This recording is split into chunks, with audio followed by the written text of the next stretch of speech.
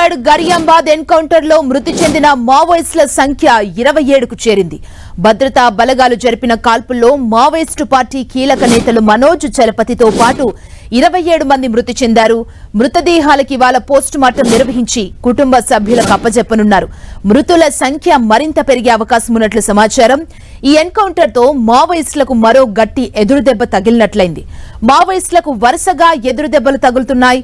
ఆ పార్టీ కోలుకోలేని విధంగా భద్రతా బలగాలు పార్టీని దెబ్బకొడుతున్నాయి. కొంతకాలంగా ఛత్తీస్గఢ్ ఆపరేషన్ కాగర్ ను కట్టుదిట్టంగా అమలు చేస్తున్నారు. వరుసగా మావోయిస్టు పార్టీకి చెందిన కీలక నేతలను మట్టుబెడుతున్నాయి.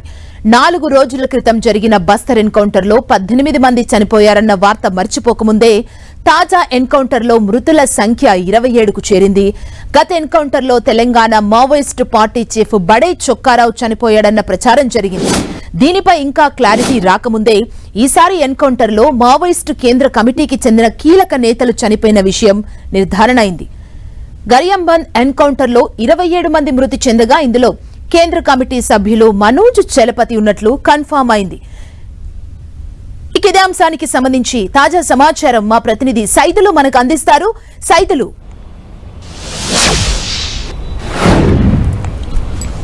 దండకారణ్యంలో నెత్తుటి మరకలు ఏరులై పారుతున్న పరిస్థితి ఉంది.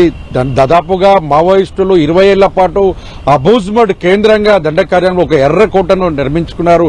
ఆ ఎర్రకోటను పూర్తిగా స్పాష్ చేసేందుకు కేంద్ర ప్రభుత్వం మావోయిస్టు రహిత దేశంగా, మావోయిస్టు రహిత రాష్ట్రాలుగా ఉండాలని చెప్పేసి భావించి కేంద్ర హోంమంత్రి అమిత్ షా ఆపరేషన్ కగార్ చేపట్టారు. దీంతో ఒకసారిగా ఎర్రకోటలు మొత్తం కూడా బీటలు వారుతున్న పరిస్థితి. అబూజ్మడ్ లో సమాంతర పరిపాలన కొనసాగిస్తున్న మావోయిస్టులకు గతంలో ఎన్నడూ లేనెదురుగా చుక్కెదురవుతున్న పరిస్థితి.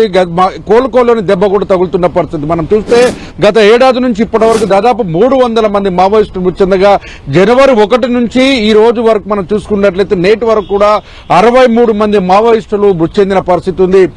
గతంలో అంటే బస్తర్ ఎన్కౌంటర్ జరిగి వారం రోజులు కూడా కాక ముందుకే 18 మంది మావోయిస్టులు మృతి చెందిన ఘటన మరొక ముందుకే. ఆ ఘటనలో తెలంగాణ రాష్ట్ర మావోయిస్టు పార్టీ కార్యదర్శి బడే చొక్కారావు అలియాస్ దామోదర్ కూడా మృతి చెంది ఉంటారని కూడా విస్తృతమైన ప్రచారం కొనసాగింది. ఆ తర్వాత సేఫ్ గా ఉన్నారని కూడా ప్రచారం కొనసాగుతుంది. అయినప్పటికీ ఇప్పటి వరకు తెలంగాణ కానీ అటు మావోయిస్టు కేంద్ర కమిటీ కూడా ఇక్కడ ఒక ప్రకటన కూడా చేసిన పరిస్థితి లేదు. ఆయన సేఫ్ అంటూనే ప్రచారం కొనసాగుతుంది. మరోపక్క చూసుకున్నట్లయితే నిన్న జరిగినటువంటి ఛత్తీస్గఢ్, ఒరిస్సా, గరియాబాద్ అటవీ ప్రాంత జిల్లాకు సంబంధించిన అటవీ ప్రాంతాల్లో జరిగినటువంటి భారీ ఎన్కౌంటర్ లో 27 మందికి మృతుల సంఖ్య పెరిగింది. 14 మంది మృతదేహాలను ఇప్పుడే స్వాధీనం చేసుకున్న పరిస్థితి. దీంట్లో మావోయిస్టు పార్టీ కీలకమైనటువంటి నేతలు కేంద్ర కమిటీ సభ్యులు కూడా చలపతి, మనోజ్, గుడ్డు అనే ముగ్గురు కూడా కీలకమైన నేతలు, ₹1 కోటి రివార్డు కలిగినటువంటి వాళ్ళు వీళ్ళంతా కూడా మృత్యువాత పడిన పరిస్థితి ఉంది. హోంమంత్రి అమిత్ షా కామెంట్ చేసిన కొద్ది రోజులకే మావోల ఉనికికి సంబంధించి ఈ పరిణామాన్ని ఎలా చూడాలి? బస్తర్ కీలక నేతలు ఒక్కొక్కరుగా ఇలా అవటాన్ని ఎలా చూడాలి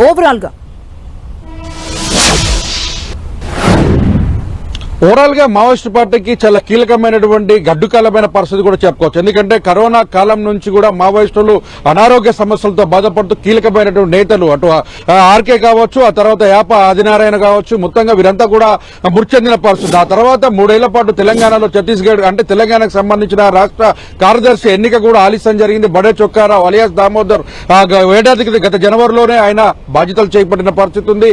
మొత్తంగా హోంమంత్రి అమిత్ షా ఆపరేషన్ కగార్ కావచ్చు, ఆపరేషన్ జల్ కగార్ కాబట్టి చాలా అంటే మొత్తంగా దండ కార్యాలయాలను పూర్తి స్థాయిలో కూడా జల్లెడ పట్టాలని కూడా భావించింది. అందులో భాగంగానే మొత్తం కూడా 360కి పైగా కూడా అంటే 600కి పైగా కూడా బేస్ క్యాంపులు కూడా ఏర్పాటు చేసిన పరిస్థితి. 600 బేస్ క్యాంపులు ఏర్పాటు చేయడంతో వేల మంది కూడా మొత్తం జవాన్లు కూడా కేంద్ర రాష్ట్ర బలగాలు కూడా అడవిని చుట్టుముడుతున్న పరిస్థితి.